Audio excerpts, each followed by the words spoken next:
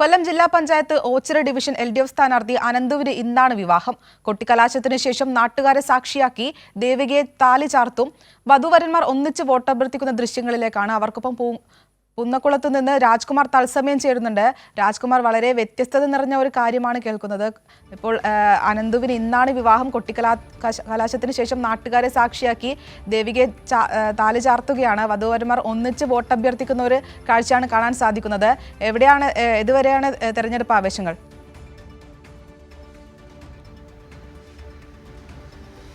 അശിത, നമ്മുടെ ഈ കേരളത്തിൽ പൊതുവെ ഇപ്പോൾ തദ്ദേശ തെരഞ്ഞെടുപ്പിൻ്റെ ഒരു ഇത് നമ്മൾ പരിശോധിച്ച് കഴിഞ്ഞാൽ ഇടതുമുന്നണി യുവത്വത്തിൻ്റെ കരുത്ത് അറിയിച്ചുകൊണ്ട് യുവാക്കളെ ധാരാളം ഇപ്പോൾ ഈ മത്സരത്തിനകത്തേക്ക് ഇറക്കിയിട്ടുണ്ട്. സ്വാഭാവികമാണ് അശിത ചോദിച്ച ചോദ്യം.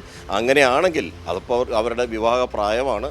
ഉറപ്പായും കല്യാണം കൂടി നമ്മൾ കാണേണ്ടി വരും. ഇതാണ് നമ്മുടെ പ്രിയപ്പെട്ട അനന്തു, ദേവിക, ഇവർ രണ്ടുപേരും ഇന്ന് വിവാഹിതരാകുന്നു. ഇവരുടെ തെരഞ്ഞെടുപ്പ് പ്രചരണം കൂടി നമുക്കൊന്ന് കാണാം.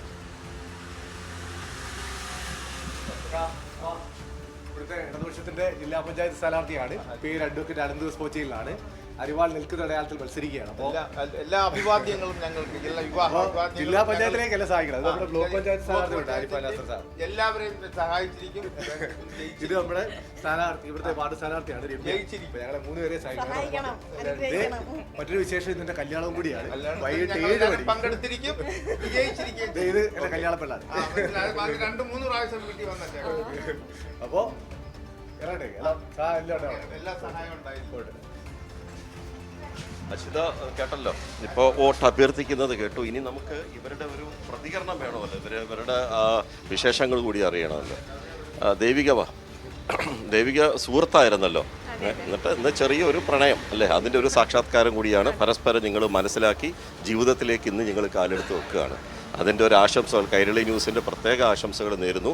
കൊട്ടിക്കലാശത്തിന് അതാണ് പ്രത്യേകത. ഇന്ന് കൊട്ടിക്കലാശം കഴിഞ്ഞ ഉടൻ ഇവർ ഐഡിയൽ ഓഡിറ്റോറിയത്തിൽ നേരെ പോയി താലി ചാർത്തി ദേവികയെ അനന്തു സ്വന്തമാക്കും.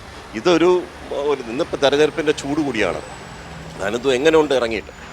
പൊതുവിലൊരു യുവാവ് എന്നുള്ളൊരു അംഗീകാരം പൊതുജനമധ്യത്തിൽ നിന്ന് നമുക്ക് ലഭിക്കുന്നുണ്ട്. അത് യൂത്തിനെ അംഗീകരിക്കുന്ന തലമുറ, ഇപ്പോൾ ജനങ്ങൾ പൊതുവേ യൂത്തിനെ അംഗീകരിക്കുന്നവരാണ്. കാരണം ചെല്ലുന്നിടത്തെല്ലാം പുതിയ കുട്ടികൾ വരട്ടെ, യുവാവ് വരട്ടെ എന്നുള്ള നിലയിലാണ് അംഗീകരിക്കപ്പെടുന്നത്.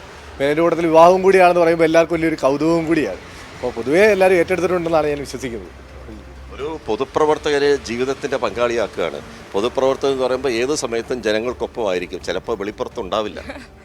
ഇല്ല, അത് ആക്ച്വലി കുറേ വർഷമായിട്ട് നമുക്ക് അറിയാവുന്നതാണ്. പക്ഷേ നല്ല കാര്യമല്ലയോ, അതുകൊണ്ട് എല്ലാവിധ ആശംസകളും നൽകുന്നു.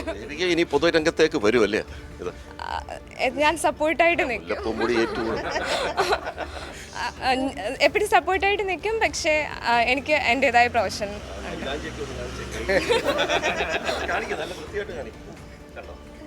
അശിത കണ്ടല്ലോ, കല്യാണ പെണ്ണ് എല്ലാം ഇപ്പോഴേ ഒരുങ്ങി.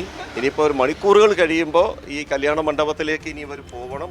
അവിടെ പോയിട്ട് ഈ പറഞ്ഞ കല്യാണം നടക്കും. അത് ഈ കലാശക്കൊട്ട്, അതാണ് ഏറ്റവും പ്രത്യേകത. നമ്മുടെ ഇലക്ഷൻ്റെ അവസാന പ്രചരണ ദിവസം. ഇത് കഴിഞ്ഞാൽ പിന്നെ നിശബ്ദ പ്രചരണം മാത്രമേ ഉള്ളൂ. മണിക്കൂറുകൾ കഴിയുമ്പോൾ ഇവർ കലാശക്കൊട്ടിൽ പങ്കെടുക്കും. എന്നിട്ട് കലാശക്കൊട്ടിൽ ദേവിക പോകുന്നുണ്ടോ അതോ അനന്തു മാത്രമേ ഉള്ളൂ? വരുന്നുണ്ട്.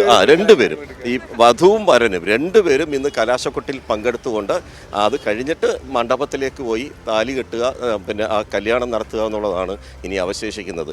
ഇതുപോലെ മനോഹരമായിട്ടുള്ള വിശേഷങ്ങളാണ് ഇനിയും നമ്മൾ പ്രേക്ഷകരിലേക്ക് എത്തിക്കാൻ പോവുക.